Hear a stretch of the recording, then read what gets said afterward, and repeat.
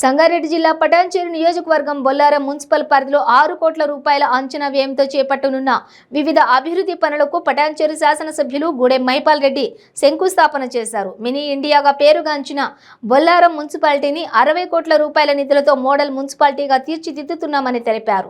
ఇక్కడ చేసిన అభివృద్ధి దేశవ్యాప్తంగా ప్రజలందరికీ తెలుస్తోందని ఆశాభావం వ్యక్తం చేశారు.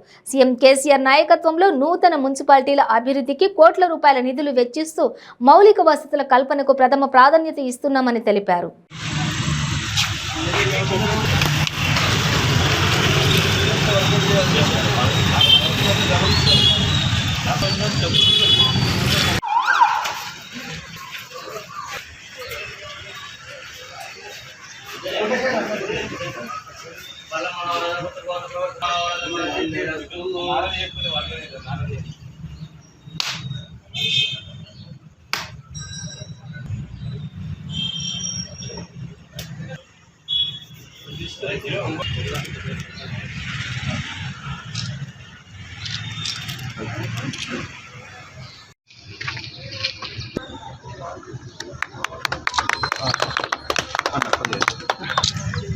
అన్నప్పుడు ఇంకా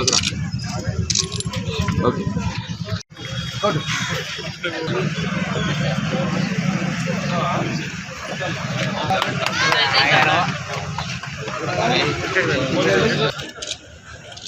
ఓకే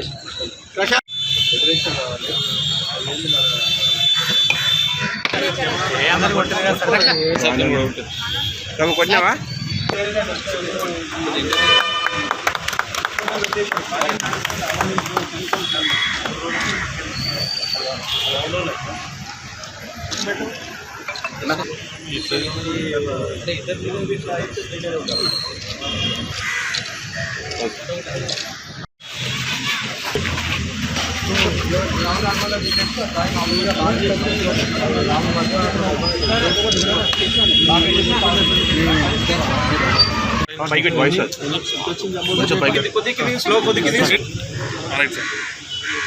ఆదుపులాల కంటే నీ దూపులాట అందరికీ నమస్కారం.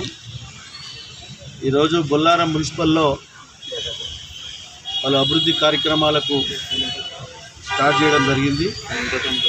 సీసీ రోడ్లు, డ్రైనేజీలు 22 వార్డులలో మొదలుపెట్టడం జరిగింది.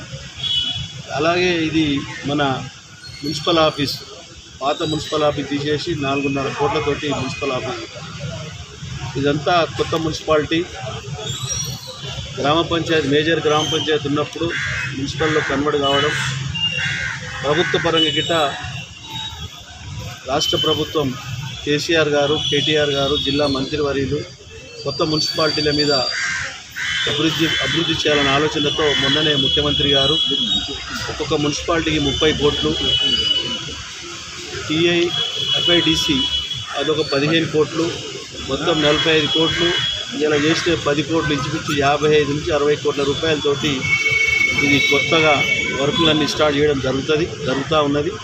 కాబట్టి ఈ కార్యక్రమంలో స్థానిక మున్సిపల్ చైర్మన్ రోజా గారు, చంద్రారెడ్డి గారు, హనుమంత్ రెడ్డి గారు, మిగతా కౌన్సిలర్ అందరూ, స్థానిక పెద్దలు, పత్రికా సోదరులు, కమిషనర్ గారు, వారి సిబ్బంది, వాళ్ళందరికీ ధన్యవాదాలు తెలియజేస్తూ, ఏది ఏమైనా సరే ఒక మోడల్ మున్సిపాలిటీగా చేయాలనే ఒక ఆలోచన.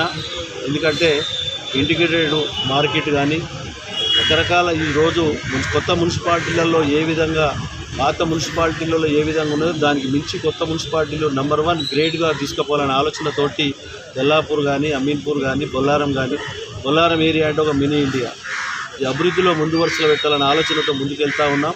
ఇక్కడ జరిగిన అభివృద్ధి భారతదేశ వ్యాప్తంగా మెసేజ్ పోతుంది. భారతదేశ వ్యాప్తంగా ఉన్న జనాలు ఇక్కడ ఉన్నారు. వారి వ్యాపారాలు, వారి ఉద్యోగాలు, పిల్లల చదువులతో ఇక్కడ ఉన్నారు.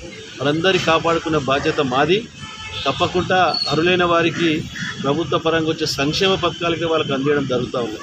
తప్పకుండా రాబో కాలంలో మన రాష్ట్ర ముఖ్యమంత్రి కల్వకుంట్ల చంద్రశేఖరరావు గారు మళ్ళా అభివృద్ధి కోసం, మన ప్రాంత అభివృద్ధి కోసం, రాష్ట్ర అభివృద్ధి కోసం ప్రణాళికలు సిద్ధం చేసుకొని ముందుకు వస్తూ ఉన్నాడు.